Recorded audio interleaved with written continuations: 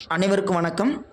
நம்பிக்கையுடன் கவிதையின் தொடர்ச்சியாக அடுத்த பாடத்திட்டம் அவருடைய வரிகளோடு உழைக்கும் இடமாக்கு மூளையை வெற்றிடமாய் கிடந்தால் வெள்ளாமைக்கு பயன்படாமல் போய்விடும். அதாவது உழைக்கும் இடமாக்கு மூளையை நீ யோசிச்சுப்பார். யோசிக்கலை அப்படின்னா அந்த மூளை ஒரு கல்லாகவோ அல்லது எதுக்குமே செயல்படாமல் போய்விடும் அப்படிம்பாங்க. குறிப்பாக நமக்கு பார்த்திங்கன்னா நமக்கு நம்முடைய மூளை இரண்டு பகுதியாக பிரிப்பாங்க. ஒன்று சிறுமூளை பெருமூளை அப்படிம்பாங்க. சிறுமூளையுடைய வேலை என்னென்னு பார்த்திங்க அப்படின்னா அன்னிசை செயல். அதாவது கண்ணில் யாராவது குத்த வந்தாலும் டக்குன்னு கண்ணை மூட சொல்கிறது, அல்லது யாராவது அடிக்க வந்தாலும் தடுக்கிறது, இல்லை யாராவது மோத வந்தால் நம்ம ஒதுங்கிறது. இதை மாதிரி அன்னிசை செயலாக செய்யக்கூடியது எல்லாமே சிறுமூளை செய்கிறது. பெருமூளை பார்த்திங்க அப்படின்னா யோசிக்கும். கொஞ்சம் யோசித்து ஆழ்ந்து இதை செய்யலாமா வேண்டாமா, இல்லை நான் இது பண்ணால் நல்லா இருக்குமா, இது பண்ணால் தப்பாக போயிடுமா அப்படின்னு ஒவ்வொரு முறையும் யோசித்து பண்ணுறது பெருமூளை. இப்படி ஒவ்வொரு விஷயத்தையும் நமக்கு ரெண்டு மூளையாக பிரித்து வச்சுருக்காங்க. அப்போ அதே மாதிரி தான் அவர் சொல்கிறாரு, உழைக்கும் இடமாக்கு மூளையை வெற்றிடமாய் கிடந்தால். எப்படி மூளையை செயல்படாமல் அப்படியே இருந்துச்சுன்னா அதை வீணாக போகுமோ, அதே போல் வெள்ளாமைக்கு பயன்படாமல் போய்விடும். எப்படி நிலம் பயன்படாமல் இருந்துச்சுன்னா அது வீணாக போயிடும், அது பதப்படுத்த முடியாது அப்படின்னு அவர் சொல்கிறார். அதுக்கு வரியில் போகிறார் பாருங்க, வெள்ளாமைக்கு பயன்படாமல் போய்விடும். ஒரு நிலம் பல வருஷமாக அப்படியே கடந்துச்சு அப்படின்னா தரிசு நிலம்னு சொல்லுவாங்க அதுக்கு பேர். அதாவது அதில் எந்த நெல் போட்டாலும், இல்லை பயிரோ உளுந்தோ நெல்லோ எது போட்டாலும் அந்த நிலத்தில் விளையாது, அப்படி கிடக்கும். அந்த நெல்லெல்லாம் பதறாக மாறிடும், ஒன்றும் விளையாது.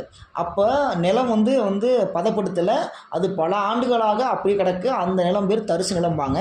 அதே மாதிரி எப்படி அந்த நிலம் பதப்படுத்தாமல் ஒன்றும் விளையாமல் போகுதோ, அதே போல் மூளையும் ஒன்றும் இல்லாமல் போயிடும். அப்போ என்ன பண்ணால் மூளையை இடமாக்கு, அதை செயல்படுத்து அப்படின்னு. அப்படி செயல்படுத்தினா வெற்றி கண்டிப்பாக உன் காலடியில் கிடக்கும் அப்படின்னு சொல்கிறாரு.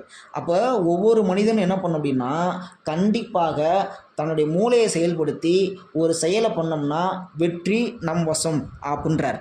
அது மட்டுமா அவர் அடுத்த வரியில் போகிறார் பாருங்க, பேனா முனைகள் வழி பொறுக்க இயலாவிட்டால் கவிதைகள் வராது. இதுக்கு இன்னொரு கதையும் சொல்லலாம். இப்போ என்னென்னு பார்த்தீங்க அப்படின்னா, ஒரு சிற்பி ஒரு கல்லை எடுத்து செதுக்கிறான் அப்படின்னா அந்த வலிகள்லாம் தாங்கக்கூடியது தான் சிலையாக மாறுது. அந்த வலிகளை தாங்க இயலாதது கல்லாவே கிடக்கு, கல்லாவே மாறுது, கல்லாவே போயிடுது. அப்போ பாருங்கள், எல்லா அடியும் உதையும் வாங்கிட்டு இருக்கிற அந்த கல்லானது கருவறைக்கு போகுது, சிலையாக மாறுது, தெய்வமாக வணங்குகிறோம், தெய்வமாக பார்க்குறாங்க. அவ பாருங்கள், வாழ்க்கையில் அடி உதை தான் நமக்கு மிகப்பெரிய பாடத்தை கற்று தரும் அப்படிங்கிற விஷயத்தையும் அவர் பதிவு பண்ணுறாரு. அதையே தான் சொல்கிறாரு, அந்த பேனா முனைகள் வழி பொறுக்க இயலாவிட்டால் அதுக்கும் வலிக்கும், அது கவிதைகள் பிறக்கும். அந்த கவிதைகள் பிறக்காவிட்டால் கவிதைகள் வராதுன்றார். அது ஒவ்வொரு முறையும் அந்த பேனா எழுதும் பொழுதும் அதுக்கு வலிக்கும். அந்த வலிக்கிற வலியை தாங்கினா மட்டும்தான் கவிதைகள் பிறக்கும் அப்படின்றாங்க. அப்போ வாழ்க்கையில் நமக்கு என்னென்னு பல தோல்விகள் வரும். அந்த தோல்விகளை தாங்கினவன் தான் வெற்றி அடைவான். எப்படி பேனா முனைகள் வலியை தாங்கிட்டு கவிதைகளை நமக்கு தருதோ, அதே போல் மனிதன் எப்படி வாழ்க்கையில் பல தோல்விகளை அடைஞ்சால் மட்டும்தான் அவனால் வாழ்க்கையில் வெற்றி அடைய முடியும் அப்படிங்கிற விஷயத்தை ரொம்ப அழகாக தெளிவாக பயன்படுத்துகிறாரு. அது மட்டும் இல்லாமல் தோல்வியின் வழி பொறுக்க இயலாதவன் வெற்றிக்கு கொக்கரிக்க தகுதி இல்லாதவன்றார். அதாவது தோல்வி அடையும் பொழுதுலாம் எவன்லாம் தோல்வி அடைஞ்சிட்டோம் அப்படின்னு தோண்டு போய் அதை விட்டுறானோ அவனுக்கு வெற்றி கிடைக்காது, சரிங்களா? ஆனால் அந்த தோல்வியை எப்படியாவது முயற்சி பண்ணி வெற்றியாக்குறான் இல்லையா, அவனுக்கு தான் அந்த வெற்றி கனி கிடைக்கும். அதுக்கு அவர் வரி போகிறார் எப்படின்னா, பொறுக்க இயலாதவன் வெற்றிக்கு கொக்கரிக்க தகுதி இல்லாதவன். அப்படி என்னென்னா அந்த வழியில் தாங்க முடியாதவன் தகுதியே இல்லாதவன் அந்த வெற்றியை அவன் கொண்டாட முடியாது அப்படிங்கிற விஷயத்தையும் அவர் பதிவு பண்ணுறாரு.